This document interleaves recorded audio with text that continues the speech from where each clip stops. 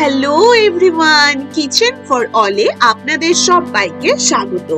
আজকে আমি আপনাদের জন্য নিয়ে চলে এলাম একটি নতুনত্ব রেসিপি, আচারি ডাল। আচারি ডাল নামটা যেরকম নতুনত্ব, সেরকম রেসিপিটিও কিন্তু একেবারেই নতুনত্ব। যারা বিভিন্ন রকম কোড়া বা বিভিন্ন রকমের বাটা খেতে ভালোবাসেন, তাদের জন্য স্পেশালি এই রেসিপিটি। এই রেসিপিটি গরম ভাতে এক থাল ভাত খাওয়া হয়ে যাবে শুধুমাত্র এই আচারি ডাল দিয়ে। তাহলে দেখে নিন আজকের এই আচারি ডাল কিভাবে তৈরি করব। প্রথমেই ফ্রাই প্যানে দিয়ে দিচ্ছি সর্ষের তেল। এবার সর্ষের তেল খুব ভালো করে গরম করে নিয়ে তাতে দিয়ে দিচ্ছি 3-4টে শুকনো লঙ্কা, 1 চামচ কালো জিরে, বেশ কতগুলো রসুনের কোয়া। এবার খুব ভালো করে তেলের মধ্যে নাড়াচাড়া করুন। খুব ভালো মতন একটু তেলের মধ্যে নাড়াচাড়া করুন। যখন শুকনো লঙ্কার কালারটা হালকা চেঞ্জ হয়ে যাবে,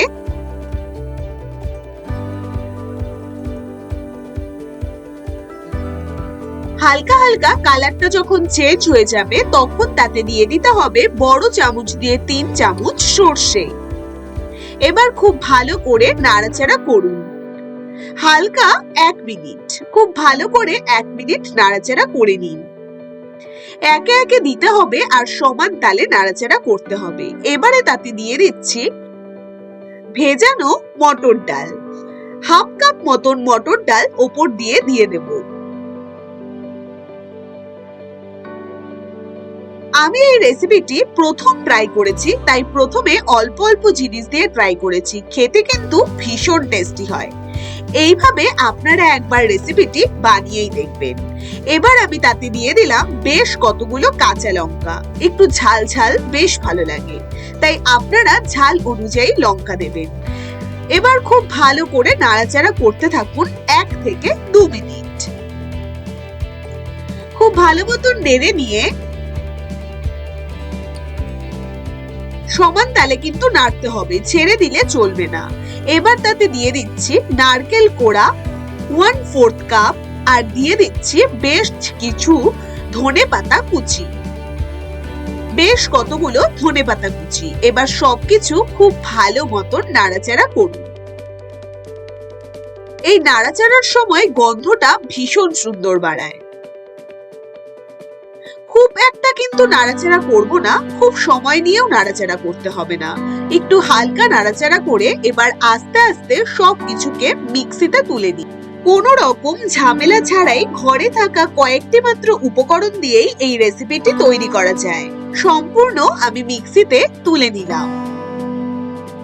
মিক্সিতে তুলে নিয়ে এবারে তাতে দিয়ে দিচ্ছি স্বাদ মতো নুন, আর দিয়ে দিতে হবে, প্রথমে দিচ্ছি 1/4 কাপ জল। এবার খুব ভালো করে মিক্সিতে ঘুরিয়ে নিতে হবে। মিক্সিতে ভালো করে ঘুরিয়ে নিয়ে দেখুন আমি 1/4 কাপ জল দিয়ে এইরকম ভাবে ঘুরিয়ে নিয়েছি। পেস্ট কিন্তু ভালো মতন হয়নি, এরকম দানা দানা আছে সবকিছু। এবারে আরো মোটামুটি 1/2 কাপ মতন জল দিয়ে দিতে হবে। 1/2 কাপ মতন জল দিয়ে আবারও খুব ভালো করে সম্পূর্ণ মিশিয়ে নিয়ে খুব ভালো করে মিক্সিতে পেস্ট করে নিন। এই রেসিপিটি ভীষণ টেস্টি হয় খেতে। গরম ভাত আর ধরুন কিচ্ছু রান্না করতে ইচ্ছে করছে না, বানিয়ে ফেলুন ঘরে থাকা কয়েকটি মাত্র উপকরণ দিয়ে এই আচারি ডাল, আর খেয়ে আমাকে অবশ্যই জানাবেন। এবার দেখুন একদম স্মুথ ভাবে তৈরি করে নিয়েছি এই ডালের পেস্টটি। এবার একটি বাটিতে তুলে নিয়ে ওপর দিয়ে দেব একটি লেবুর 1/2 পাতিলেবু। খুব ভালো করে রস ওপর দিয়ে দিতে হবে।